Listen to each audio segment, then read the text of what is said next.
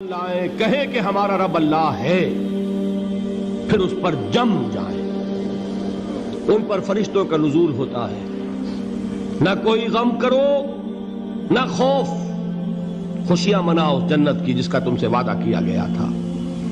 اللہ کی ربوبیت پر اطمینان جب انسان کو ہو جاتا ہے، میرا رب اللہ ہے، ربی اللہ، انسان کے لیے نہ کوئی کھٹکا، نہ کوئی خطرہ، نہ کوئی خوف، نہ کوئی حزن۔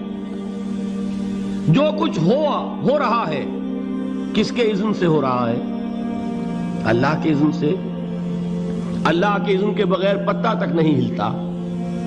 یہ کوئی اندھا بہرا مادہ نہیں ہے جس سے مجھے کوئی خوف ہو۔ اندھا بھینسا چلا آ رہا ہو اس سے تو ڈرنے کا ہر انسان کو ڈرنا چاہیے، نہ معلوم کس کو ٹکر مار دے۔ لیکن نہیں، اس کائنات کو چلانے والا ایک سمیع و بصیر خدا ہے، وہ جو میرا دوست ہے، میرا ولی ہے۔ اللہ ولی الذین آمنوا یخرجہم من الظلمات الی النور۔ اللہ اہل ایمان کا ولی ہے، ساتھی ہے، پشت پناہ ہے، مددگار ہے، حمایتی ہے۔ بتائیے جسے یقین ہو جائے کہ اللہ میرا مددگار، اللہ میرا محافظ، اللہ میرا پشت پناہ، اللہ میرا حمایتی، اس کے لیے کوئی خوف ہوگا؟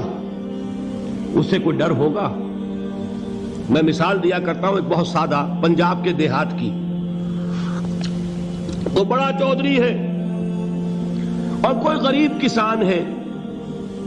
اس غریب کسان کے جانوروں کو ہر وقت اندیشہ ہوگا چوری کا، کوئی میری بھینس کھول کر نہ لے جائے، کوئی میرا بیل کھول کر نہ لے جائے۔ لیکن جس کے بارے میں یہ سب کو معلوم ہو کہ وہ جو بڑا چودھری ہے وہ اس کا دوست ہے، اس کی بچیا کو کوئی خوف ہوگا؟ اس کی بھینس پر کوئی ہاتھ ڈالے گا؟ اسے کوئی اندیشہ ہوگا؟ نہیں۔ کیوں؟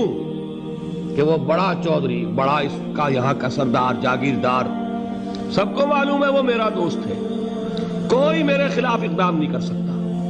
اس دنیا میں یہ چھوٹی سی بات اگر آپ کے دلی اطمینان اور سکون کا باعث بن سکتی ہے تو ذرا تصور کیجئے۔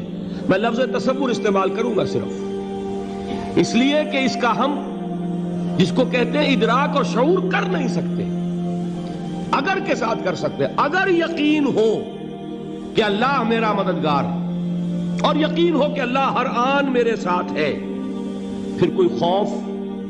کس کا خوف؟ کوئی شے اللہ سے بالا تر ہے؟ کوئی قوت اس سے زیادہ طاقتور ہے؟ کوئی اس کے ارادے کو بدلنے والا ہے؟ کوئی اس کی مشیت کے آڑے آنے والا ہے؟ یہی بات ہے جو حضور نے فرمائی۔ یہ ایمان کا حاصل ہے لب لباب، کہ دیکھو اچھی طرح اس بات کو ذہن نشین کر لو، اگر تمام انسان مل کر تمہیں کوئی نقصان پہنچانا چاہے نہیں پہنچا سکتے، مگر جو کچھ اللہ نے لکھ دیا ہو، اور تمام انسان مل کر تمہیں کوئی نفع پہنچانا چاہے نہیں پہنچا سکتے، مگر وہ شے جو اللہ نے طے کر دی۔ آپ پھر میں کہوں گا ذرا طاری کیجئے، اسے فرض کیجئے، اسے سوچئے۔ اگر اس حدیث پر ہمارا دل ٹھکا ہوا ہو تو کسی سے ڈر ہوگا؟ یہ مجھے نقصان نہ پہنچا دے، یہ میری رپورٹ خراب نہ کر دے، یہ میری انکریمنٹ نہ رکوا دے، یہ میرا یہ نہ بگاڑ دے، یہ میرے یہ نقصان نہ پہنچا دے۔ اس کا ڈر، اس کا ڈر، اس کا خوف، اس کی خوشامد، اس کے لیے جا کر طرح طرح سے اپنی عزت نفس کو ذلیل کروانا اس کے سامنے، یہ سب کچھ کیوں کرتا ہے انسان؟ جب سمجھتا ہے کہ اس کے ہاتھ میں میرا کوئی نفع ہے، اس کے ہاتھ میں میرے لیے کوئی ضرر ہے، یہ مجھے کوئی غضب پہنچا سکتا ہے، یہ مجھے کوئی نقصان پہنچا سکتا ہے، یہ میرا کوئی کام بنا سکتا ہے، یہ میری کوئی ضرورت پوری کر سکتا ہے، اسی کا نام شرک ہے۔ جہاں آپ نے یہ سمجھا کہ غیر اللہ کے اندر کوئی طاقت موجود ہے، وہی شرک ہے۔ بتوں سے تجھ کو امیدیں، خدا سے نومیدی، مجھے بتا تو صحیح اور کافری کیا ہے؟ شرک تو یہ ہے۔ جس پر بھی تمہیں یہ خیال ہے، کلمہ ہے یہ کلمہ سوم، لا حول ولا قوت الا باللہ، ذرا اس پر دل کو کبھی اگر آپ تصور کریں، پھر فرض کریں، دل ٹھک جائے اس پر، کوئی طاقت نہیں۔ یہی بات تھی جو شیخ عبد القادر جیلانی رحمۃ اللہ علیہ نے اپنی وصیت میں اپنے بچے سے کہی.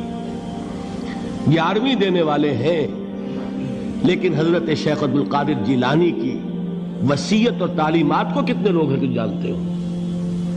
یہ جن مقامات تک پہنچے ہیں وہ کس چیز کی بدولت پہنچے ہیں؟ انہوں نے جو پیغام دیا وہ کیا تھا؟ اے میرے بچے، جس طریقے سے قرآن مجید میں حضرت لقمان کی نصیحتیں جو ہے نقل کر دی گئی ہیں، میں یہ عرض کروں گا بالفرض اگر قرآن حضرت عبد القادر جیلانی کے بعد نازل ہوا ہوتا تو شیخ عبد القادر کی یہ نصیحتیں بھی قرآن میں درج ہوتی. اتنی اونچی نصیحتیں ہیں. اے میرے بچے، اس حقیقت کو ذہن نشین کر لے، لا فاعل فی الحقیقت ولا مؤثر الا اللہ. اس کائنات میں نہ کوئی فاعل حقیقی ہے نہ مؤثر حقیقی ہے سوائے اللہ. کسی شے میں کوئی تاثیر نہیں اگر اللہ نہ چاہے. آگ جلا نہیں سکتی اگر اللہ نہ چاہے. پانی ڈبو نہیں سکتا اگر اللہ نہ چاہے. زہر ہلاک نہیں کر سکتا اگر اللہ نہ چاہے. کوئی چیز فائدہ نہیں پہنچا سکتی اگر اللہ نہ چاہے. تو در در پہ کیوں سر جھکاتے ہو؟ در در پر کیوں جبیں سائی کرتے ہو؟ سب کے سامنے کیوں ہاتھ پھیلاتے ہو؟ ایک اللہ سے مانگو. ایک اللہ کے سامنے زمین پر اپنی جبین رکھو.